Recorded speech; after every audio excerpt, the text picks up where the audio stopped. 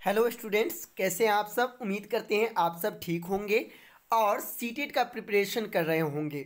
निश्चित तौर पे अब जो एग्जाम में बहुत ही कम समय है, तो ऐसे में आज आप सबों को गणित पैडागोगी, खास तौर पे जैसे कि आप सभी को पता है गणित पैडागोगी में 15 नंबर पूछे जाते हैं। तो इसको लेकर आज हम पूरे डिस्कस करने वाले हैं और वो भी आपको एनसीईआरटी के बुक के माध्यम से पूरे पैडागोगी हम सॉल्व करवाने वाले हैं।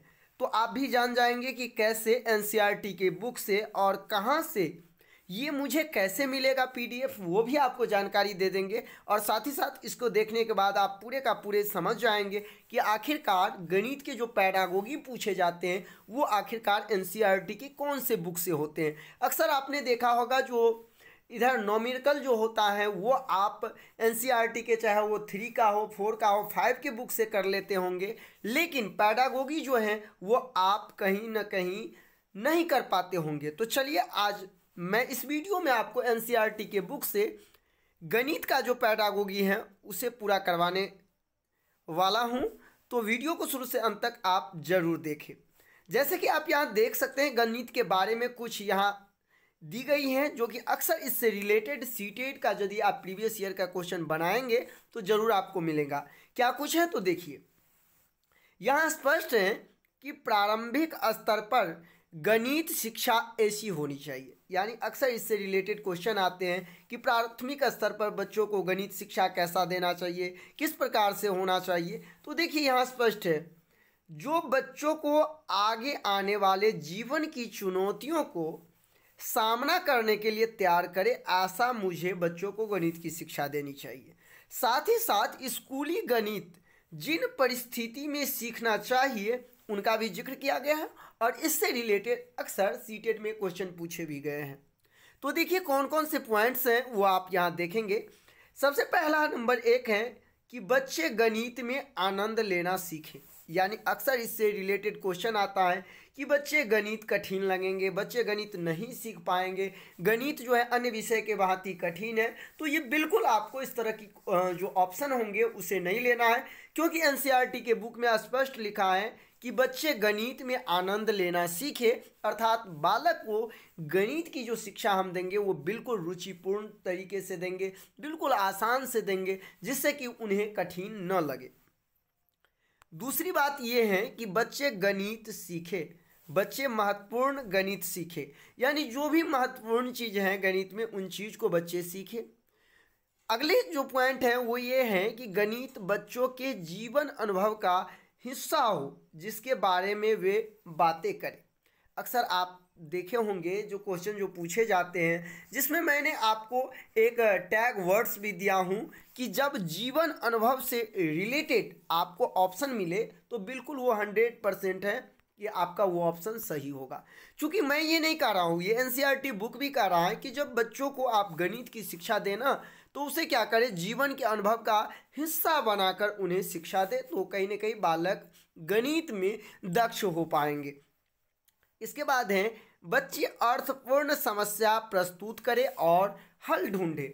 देखिए एक टीचर है आप, और टीचर को क्या करना चाहिए, तो अर्थपूर्ण समस्या भी देना चाहिए और इसे बच्चों को प्रोत्साहित करना चाहिए इनकी हल ढूंढने के लिए। तो यदि आपको ऑप्शन में मिले कि एक शिक्षक बच्चों को गणित के लिए क्या करे, तो शिक्षक का काम है कि बच्चों को अर्थपूर्ण समस्या दे और फिर उस पर हल ढूंढने के लिए हम प्रोत्साहित भी करेंगे। अगला जो पॉइंट है वो ये है कि बच्चे संबंधों और संरचनाओं की सोच बनाने में अमूर्त विचारों का प्रयोग करें, और यहीं से लिया गया है कि गणित अमूर्त विज्ञान है। फिर अगला जो पॉइंट है वो ये कि बच्चे गणित की मूल संरचना को समझे और शिक्षकों से अपेक्षा है कि प्रत्येक बच्चे कक्षा में प्रतिक्रियाओं के साथ जोड़ सके। और इसी से एक क्वेश्चन आया था सीटेट में जिसमें आप देखे होंगे जो पूछा गया था कि प्रत्येक बच्चे गणित सीख सकते हैं, और उसमें जो ऑप्शन आता था कि कमज़ोर बच्चे गणित नहीं सीख सकते हैं, जो तेज होगा वही सीखेगा, जो प्रतिभाशाली होगा वही होगा, और उसका राइट आंसर क्या था, प्रत्येक बच्चे गणित सीख सकते हैं। साथ ही साथ हम पूरे का पूरे डिस्कस तो करेंगे ही इस पीडीएफ के माध्यम से, लेकिन कुछ जानकारी आप सबों को दे दे कि अक्सर आप देखते होंगे जितने सारे क्वेश्चन, चाहे वह गणित में बच्चों को संकीर्ण उद्देश्य की बात करें या सभी बच्चे गणित सीख सकते हैं उससे रिलेटेड क्वेश्चन आया हो, चाहे फिर गणित के उच्च लक्ष्य यानी गणित शिक्षा के लक्ष्य क्या होना चाहिए, उच्च लक्ष्य, संकीर्ण लक्ष्य जो अक्सर पूछे जाते हैं, ये सारा का सारा टॉपिक जो है इस वीडियो में हम कवर करने वाले हैं, जो कि आप देख सकते हैं। चाहे वो गणित में महत्वाकांक्षी की बात किया गया हो, जो अक्सर 2014 में भी शायद पूछा गया ये क्वेश्चन है कि गणित में महत्वाकांक्षी जो पाठचर्या की मांग करता है वहाँ महत्वाकांक्षी का मतलब क्या होता है, ये सारे चीज़ इस जो पीडीएफ में आपको मिल जाएंगे, खास तौर पे गणित से रिलेट। ये टोटली जो है 23 पेज का ये पीडीएफ है और पूरे जो इसमें मुख्य टॉपिक है उसका हम जिक्र करने वाले हैं। तो चलिए वीडियो को आप पूरे देखिए तो निश्चित तौर पे आप गणित के पेडागोगी बहुत कुछ सीख जाएंगे। चलिए हम एक एक करके पूरे डिस्कस कर लेते हैं। तो अभी गणित के जो कुछ परिस्थितियाँ था, गणित को कैसे सिखाना था, वो तो आप समझ गए। अब चलिए अब हम जानते हैं कि आखिरकार हमने कुछ सरोकर पहचाने और इसके बारे में जाने, यानी गणित शिक्षा की कुछ समस्या घिरी होती हैं, वो कौन कौन सी समस्या होती हैं गणित में जब हम बच्चों को गणित की शिक्षा देते हैं। तो देखिए होता क्या है, बच्चे के मन में, ज़्यादातर बच्चे के मन में गणित को लेकर डर और असफलता का भाव हो जाता है। तो टीचर को क्या चाहिए, इस तरह के क्वेश्चन आते हैं कि यदि बच्चों में गणित के प्रति डर और असफलता का भाव है तो एक टीचर को क्या करना चाहिए।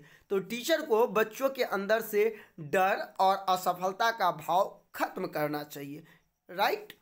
इसके बाद कहता है पाठ्यचर्या जो छोटे से प्रतिभाशाली वर्ग के साथ ही असहभागी बड़े वर्ग दोनों को ही निराश करती है। पाठ्यचर्या जो होती है वो छोटे से प्रतिभाशाली वर्ग के साथ ही असहभागी, जो असहभागी होते हैं, जो उसमें सहभागी नहीं लेते हैं बड़े वर्ग के, उन दोनों को क्या करते हैं, निराश करते हैं। यानी कि पाठ्यचर्या जो होना चाहिए वो ऐसा होना चाहिए जो समावेशी शिक्षा का लागू कर रहा हो, अर्थात ऐसा ना हो कि कुछ प्रतिभाशाली बच्चे को शिक्षा दे रहा हो या फिर कुछ अलग वर्ग के बच्चों को शिक्षा दे रहा हो। तो इससे क्या होता है, निराशा उत्पन्न होता है। इसलिए ध्यान रखना है, और ये पाठ्यचर्या जो आपका गणित का होना चाहिए वो समावेशी शिक्षा के अकॉर्डिंग होना चाहिए, राइट। इसके बाद है यहाँ मूल्यांकन की अपरिष्कृत विधियाँ, यानी जब आप बच्चों का गणित का मूल्यांकन कर रहे हैं तो वो अपरिष्कृत नहीं होना चाहिए, और यदि ऐसा होगा तो फिर वो भी आपको क्या करेगा, बच्चों के प्रति नकारात्मक भाव लाएगा। इसीलिए टीचर को ये ध्यान रखना है कि जब भी हम बच्चे का गणित का मूल्यांकन करें तो मूल्यांकन का मेथड जो होना चाहिए वो सही होना चाहिए, राइट। इसके बाद हम कुछ अलग टॉपिक पे चलते हैं और इसमें ये देखते हैं क्या है। इसमें ये दिया गया है कि गणित की समस्याओं और विश्लेषण ने हमें निम्नलिखित संस्तुतियों के ओर निर्देशित करता है, यानी गणित में कुछ संस्तुति दिया गया है, वो कौन कौन है। तो देखिए कौन नंबर में दिया है कि गणित शिक्षा का फोकस संकीर्ण लक्ष्यों से हटाकर ऊंचे लक्ष्य की तरफ स्थानांतरित करना चाहिए। यानी कि गणित में ये कहा गया है कि जब एक टीचर बच्चों को गणित की शिक्षा पर फोकस कर रहा हो तो उनका जो लक्ष्य होना चाहिए वो क्या होना चाहिए, संकीर्ण नहीं होना चाहिए, बल्कि उसे हटाकर क्या होना चाहिए, ऊंचे लक्ष्य होना चाहिए। तो इसको तो आप समझ गए कि एक टीचर को गणित में कैसा लक्ष्य रखना चाहिए, उच्च लक्ष्य रखना चाहिए। क्या नहीं रखना चाहिए, तो संकीर्ण लक्ष्य नहीं रखना चाहिए, राइट।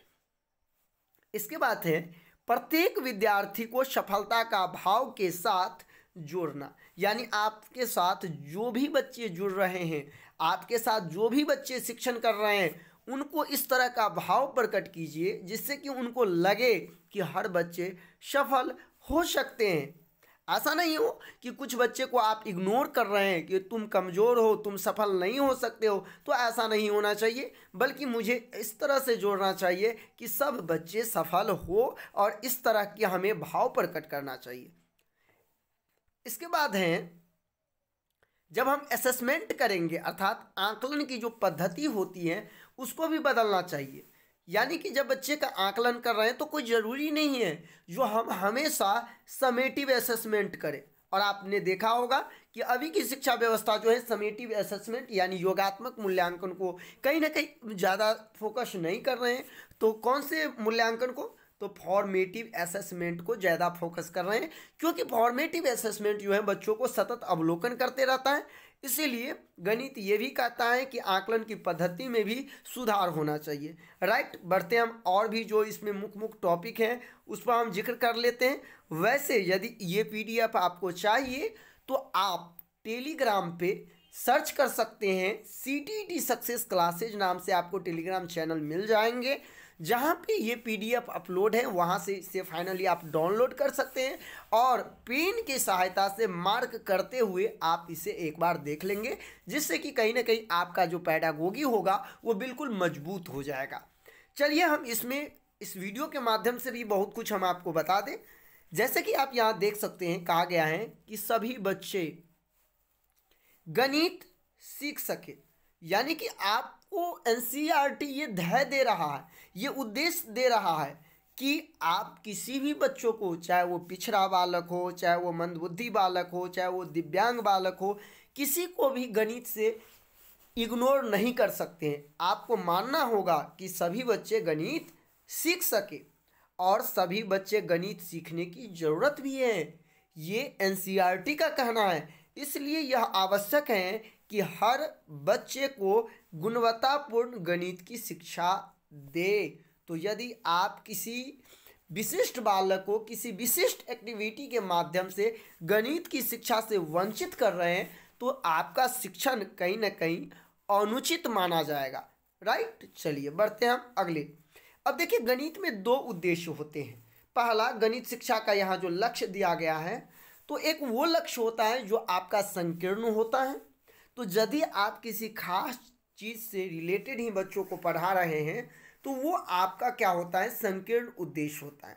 लेकिन यदि आप महत्वाकांक्षी हैं, आपका उद्देश्य महत्वाकांक्षी है, तो फिर आपका जो ये लक्ष्य है वो उच्च श्रेणी में आएगा। जैसे कि आप यहाँ इसमें देखेंगे संकीर्ण उद्देश्य क्या होता है।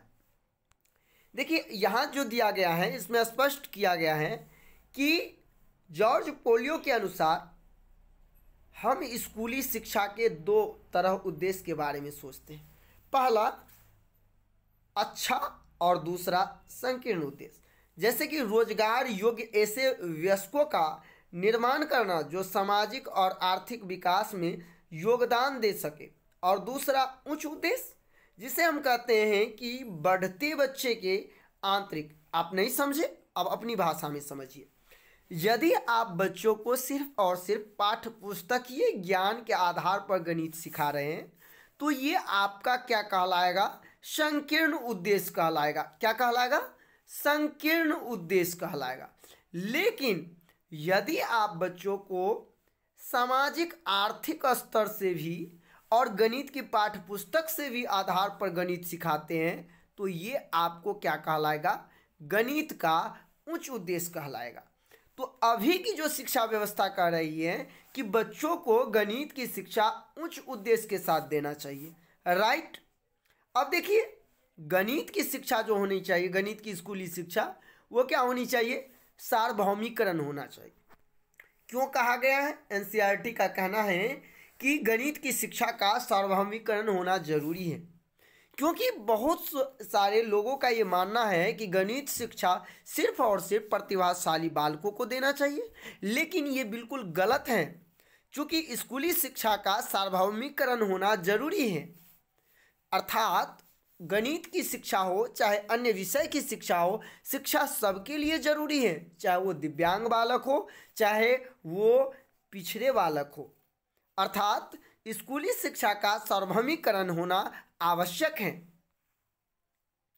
इसके बाद जो है वो महत्वाकांक्षी अर्थ का क्या अर्थ होता है, तो यह ऐसी पाठचर्या का मांग करता है जो महत्वाकांक्षी, सुसंगत हो और महत्वपूर्ण गणित सिखा सके। जबकि आपको सीटेट में ये पूछा भी गया है कि महत्वाकांक्षी का अर्थ क्या होता है, तो यहाँ बताया गया है कि इसका अर्थ हैं कि मात्र संकीर्ण उद्देश्य को प्राप्त करने के बजाय ऊंचे उद्देश्य प्राप्त कर सके। अर्थात आप ये समझ गए होंगे कि महत्वाकांक्षी का अर्थ होता है उच्च उद्देश्य की प्राप्ति। अर्थात यदि कोई टीचर गणित में महत्वाकांक्षी और सुसंगत रूप से सोच रहे हैं तो उस टीचर का जो सोच है वो गणित में क्या है, उच्च उद्देश्य है। तो अब तो आप समझ गए होंगे कि महत्वाकांक्षी का अर्थ होता है ऊंचे उद्देश्य की प्राप्ति।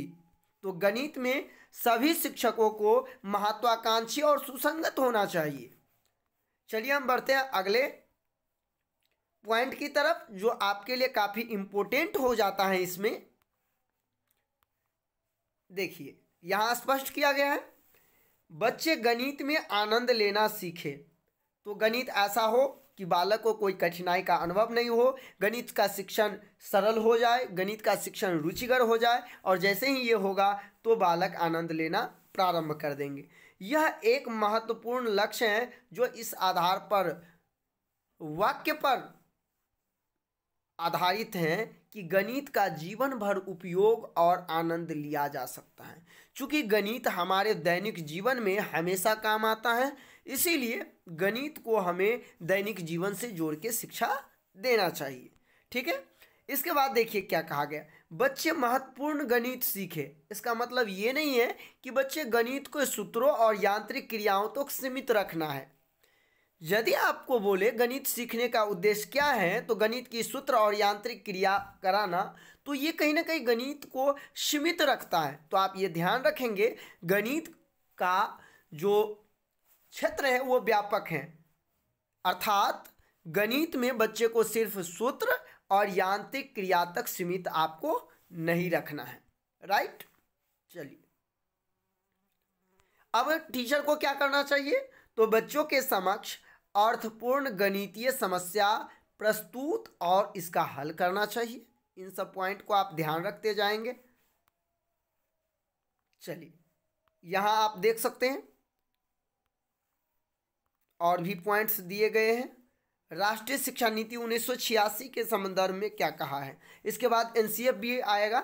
तो देखिए राष्ट्रीय शिक्षा नीति 1986 का कहना है कि गणित को बच्चों को सोचने, तर्क करने, विश्लेषण करने और तार्किक रूप से बोलने के लिए प्रशिक्षित करने के साधन के रूप में देखा जाना चाहिए। तो अक्सर इस तरह के क्वेश्चन पूछ लिए जाते हैं कि गणित को किस रूप में देखना चाहिए। तो गणित सोचने की क्रिया है, गणित तर्क करने की क्रिया है, गणित विश्लेषण करने की क्रिया है, और यहाँ तक गणित तार्किक रूप से बोलने के लिए भी दिया जाता है।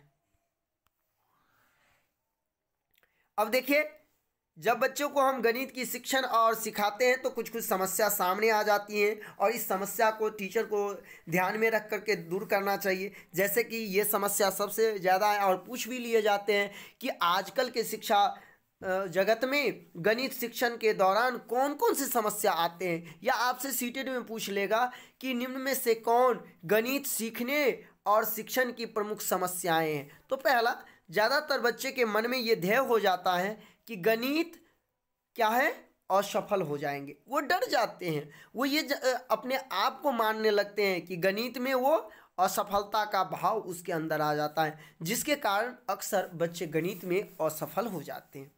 दूसरा पॉइंट कह रहा है कि पाठ्यचर्या जो बच्चों से प्रतिभाशाली वर्ग के साथ ही असहभागी बड़े वर्ग दोनों को निराश करती है। यानी पाठ्यचर्या जो आजकल का है वो छोटे से प्रतिभाशाली वर्ग के साथ ही असहभागी वर्ग, जब हम पाठ्यचर्या को सिर्फ प्रतिभाशाली वर्ग के तौर पे देखेंगे तो छोटे वर्ग के जो बच्चे होंगे वो अपने आप में असहभागी महसूस करेंगे, और जो कहीं ना कहीं उसमें निराशा का भाव लाएगा। इसीलिए जब भी हम बच्चों को शिक्षा दें गणित का, तो इस बात को खास ध्यान रखें कि ऐसा न हो जो सिर्फ और सिर्फ वो एक किसी खास वर्ग यानी प्रतिभाशाली बच्चों तक ही सीमित रह जाए। अगला जो पॉइंट है वो ये कि मूल्यांकन के अपरिष्कृत विधियों जो गणित को यांत्रिक गणनाओं के रूप में देखने का दृष्टिकोण को बढ़ावा देती हैं, ये भी क्या है, एक समस्या है। दूसरा बात, भय और असफलता, जो आप समझ ही गए होंगे। चलिए आजकल को जो पाठचर्या है, तो यदि निराशजनक पाठचर्या होगा तो फिर भी बच्चे क्या हो जाएंगे, असफल हो जाएंगे। और निराशजनक पाठचर्या क्या होता है, तो ऐसा पाठचर्या जिसमें बालक को ज़्यादातर सिर्फ और सिर्फ बुक पर आधारित रखा जाए। कहाँ पे, बुक पे रखा जाए। तो यदि बुक से रिलेटेड ही हमेशा बालक को हम शिक्षा देंगे तो कहीं ना कहीं वो जो करिकुलम होगा वो निराशजनक होगा।